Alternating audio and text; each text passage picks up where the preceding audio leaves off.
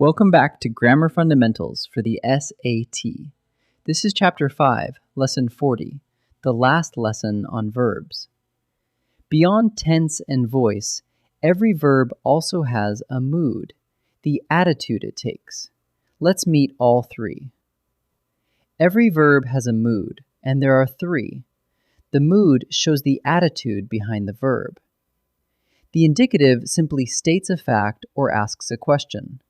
She plays it, by far the most common. The imperative gives a command or a request. Play it.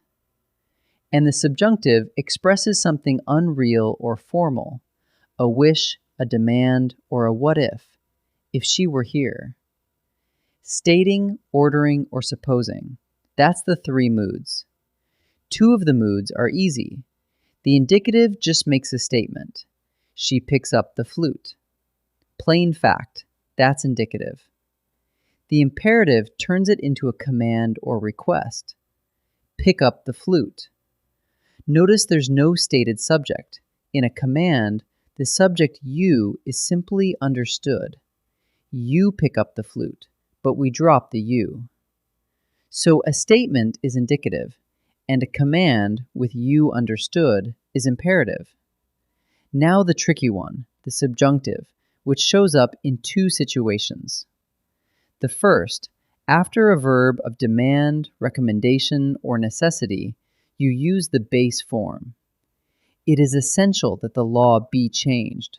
Not is changed, but be changed, the plain base form. Trigger words like ask, demand, insist, suggest, or phrases like it is essential that, all call for this base form. So a demand or a necessity takes the base form. The second subjunctive is the one the SAT loves, a wish or a condition contrary to fact. If she were here, she would help. She isn't here, it's purely hypothetical, so the verb is were, not was, even though she is singular. The same trap appears with wishes. I wish I were taller, not was. Whenever a situation is imaginary or untrue, choose were, never was. On the test, the subjunctive hides in two predictable spots. 1. After a demand or request with that, use the base form. I suggest that he be on time, not is on time. 2. After if or wish for something untrue, use were or the past tense. I wish I were done. So whenever you see a demand with that or an unreal if, switch into the subjunctive and you'll nail these questions. Let's practice.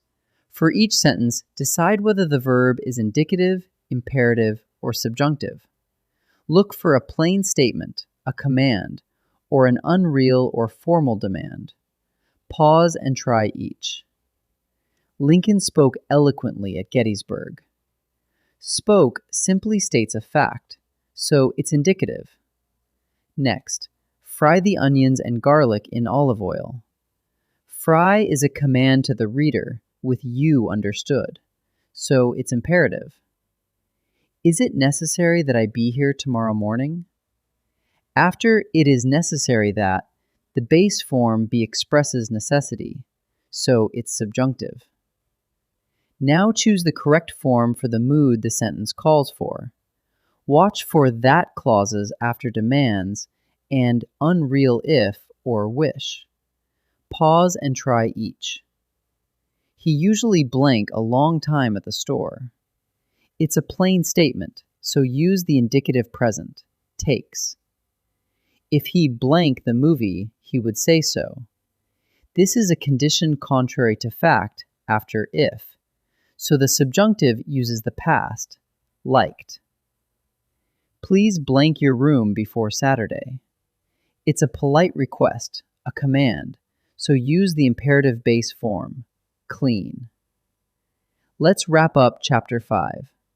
Verbs have three moods. The indicative states facts and asks questions. That's most of what we say.